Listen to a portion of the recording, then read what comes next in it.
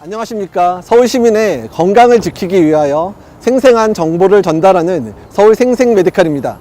오늘은 신종감염병 의심 환자가 병원에 내원했을 때 어떻게 대처하는지를 보여드리기 위해서 그 현장에 나와 있습니다. 네, 말씀드리는 지금 감염 의심 환자가 들어오고 있습니다. 한번 자세히 살펴보도록 하겠습니다. 해외 출장에서 돌아온 이후 계속되는 기침과 발열 증상으로 병원을 찾은 김기침 씨.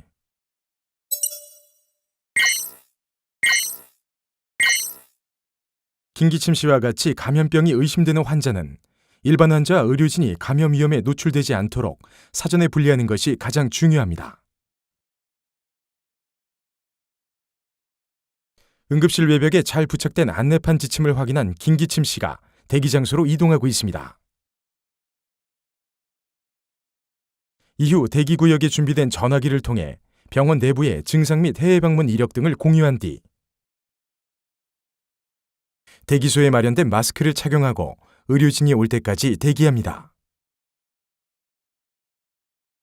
의심 환자를 확인하는 의료진은 반드시 개인보호장구를 착용합니다. 환자의 체온과 증상을 확인하고 감염이 의심될 경우 질병관리본부로 신고합니다.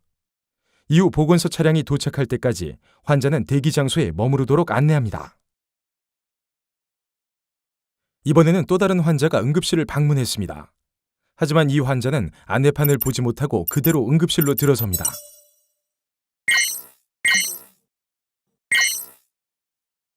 이런 경우에는 트리아제 간호사가 의심 환자의 증상, 감염 환자와의 접촉 여부, 해외 방문 이력 등을 확인합니다. 이후 감염이 의심될 경우에는 대기 공간으로, 그렇지 않을 경우에는 일반 환자로 분리합니다.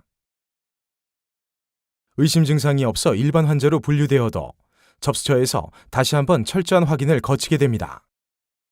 접수처에서는 14일 이내 여행 이력이 나오는 DUR 시스템을 통해 의심 환자의 해외 감염 위험 국가의 체류 여부를 확인합니다. 외래 접수처 역시 DUR 시스템을 통해 환자를 한 번 더 확인합니다. 만약 감염 위험 국가의 방문 이력이 있고 증상이 있다면 의심 환자로 분류하여 대기 공간으로 다시 안내합니다. 앞에서 보신 세 가지 방법을 통해 신종 감염병 의심 환자를 사전에 원천 분리하고 분리된 환자는 수술용 마스크를 착용 후 국가지정 격리병원으로 이송됩니다. 하지만 환자의 증상이 심각하여 국가지정 격리병원으로 이송하기 전에 처치가 필요한 경우에는 음압격리실로 환자를 이동시키고 처치를 진행합니다. 만약 원내 일반 구역으로 환자를 이동시켜야 할 경우에는 음압들 것을 이용합니다.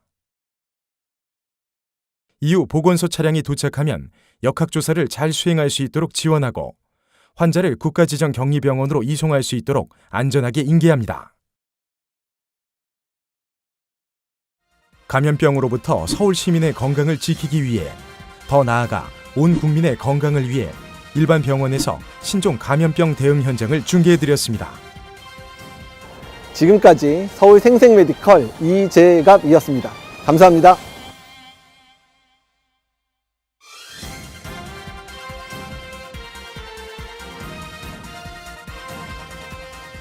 안녕하세요. 서울 시민의 건강을 지키기 위해 생생한 정보를 전달하는 서울 생생메디칼입니다. 일반 병원에서 신종감염병 의심 환자 대응 방법을 살펴본 데 이어 국가지정 격리병원에서의 대응 방법을 살피기 위해 일반 병원에서 이송 중인 환자를 기다리고 있습니다. 지금 화면에서 보시는 것처럼 의료진은 개인보호장구를 착용하고 환자를 받기 위해 대기 중입니다. 개인보호장구를 착용한 후에도 다시 한번 파손 여부를 꼼꼼히 확인하고 피부나 의복이 조금이라도 노출되지 않도록 주의하는 모습도 확인할 수 있었습니다. 지금 막 김기침 환자가 보건소의 구급차를 타고 병원에 도착했는데요. 감염이 확산되는 것을 방지하기 위해서는 환자를 이동시킬 때 각별한 주의가 필요합니다. 환자를 이동시킬 때에는 휠체어를 이용하고 미리 준비한 소독제로 이동 경로를 소독합니다. 그리고 일반 환자들이 감염되지 않도록 독립된 경로와 전용 엘리베이터를 통해 음압격리실로 이동합니다. 음압격리실에서는 환자의 체온, 혈압 등을 재며 상태를 확인합니다.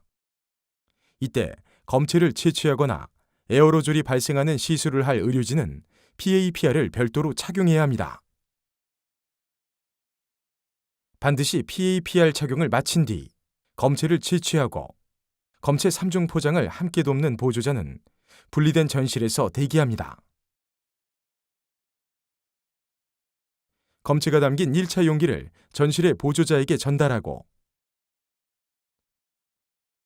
보조자는 전실에 준비된 공간에서 용기 표면을 소독하여 흡수제로 감싸 2차 용기에 담습니다.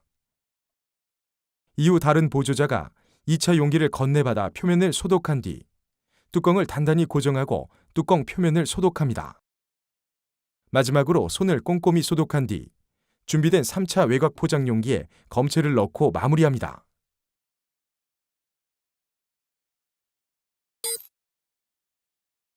삼중 포장된 검체는 패스박스를 통해 일반 구역으로 전달하며 일반 구역의 의료진은 대기하고 있던 보건소 이송 요원에게 검체를 인계하고 검체는 아이스박스에 담겨 이송됩니다.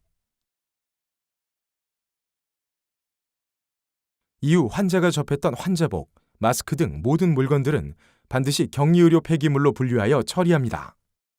그렇다면 착용했던 개인보호장구는 어떻게 탈의해야 할까요? 의료진은 지정된 장소에서 개인보호장구를 탈의해야 합니다. PAPR을 소독하며 제거하기 위해 보조자의 도움을 받고 탈의하며 매 과정마다 손위생을 시행합니다.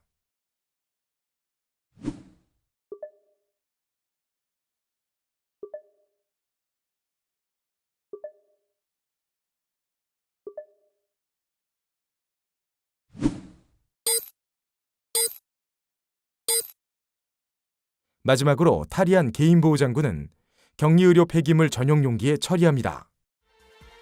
앞서 보신 바와 같이 추가 감염을 방지하기 위해서는 의료진의 섬세함과 노력을 요한다는 사실을 확인할 수 있었습니다. 작은 것에도 주의를 기울이는 의료진들의 모습에서 안전한 서울, 안전한 대한민국의 미래를 엿볼 수 있었습니다. 지금까지 국가지정 격리병상 신종감염병 대응 현장에서 전해드렸습니다. 감사합니다.